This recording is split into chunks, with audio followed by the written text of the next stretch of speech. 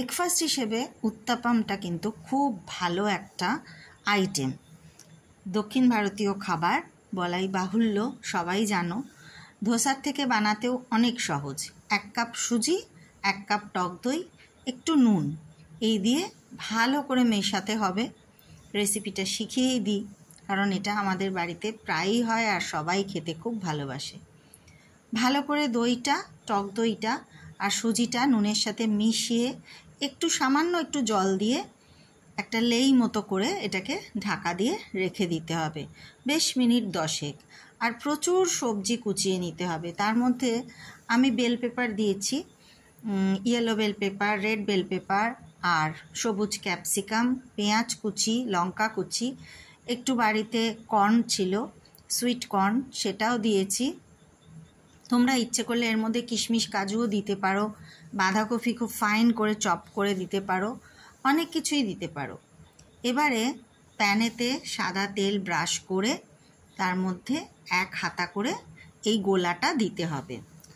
যেরকম দেখালাম ঘনত্বটা ঠিক সেরকমই হবে। যদি মনে করো যে সুজি তো ফুলে যায়, তো ওই 10 মিনিট কি 15 মিনিট যখন রেস্টে থাকে মিশ্রণটা, যদি মনে হয় যে সুজিটা একটু বেশি ঘন হয়ে গেছে, অল্প একটু জল আরও মিশিয়ে নিতে পারো।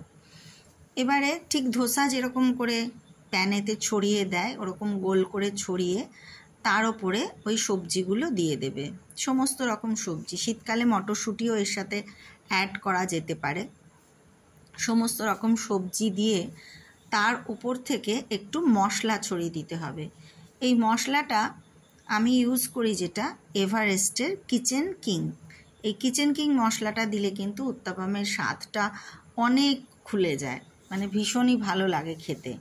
আর অল্প তেলে একটা সুন্দর স্বাস্থ্যকর জলখাবার। এটা অনেকক্ষণ পেটটা ভরাও থাকে, যেহেতু সুজি থাকে পেটটা অনেকক্ষণ ভরাও থাকে। আর ঝালটা তো কাঁচা লঙ্কার স্বাদ অনুযায়ী যে যার মতো দেবে। কেউ কড়া ভাজা পছন্দ করে, কেউ হালকা ভাজা পছন্দ করে। আমাদের বাড়িতে একটু কড়া ভাজাই পছন্দ হয়। তারপর বেরিয়েছিলাম হিয়াকে নিয়ে খাওয়া দাওয়া সেরে একটু ক্লাসে, আঁকার ক্লাসে। আর সেদিন যা বৃষ্টি হচ্ছিল, এটা উল্টো রথের দিনের ছবি। এত বৃষ্টি, আমরা টোটো নিয়ে যাচ্ছি। একে তো শান্তিনিকেতনের বহু রাস্তাই ভাঙাচোরা, ভীষণ দুরবস্থা, তার উপরে এমন বৃষ্টি, টোটোর সামনে যে কাঁচটা সেটা পুরো সাদা হয়ে গেছে। মানে ওই আন্দাজে আর কি টোটো চালাতে হচ্ছে। সামনে থেকে একটা গাড়ি যদি এসে যায় কি হবে বুঝতে পারছিলাম না, বেশ ভয়েই যাচ্ছিলাম। আর টোটোর ঝাঁকানি দেখেই বুঝতে পারছো রাস্তার কি অবস্থা হতে পারে। ওই দারুণ বৃষ্টিতে ভালোও লাগছিল, বেশ একটা অ্যাডভেঞ্চার।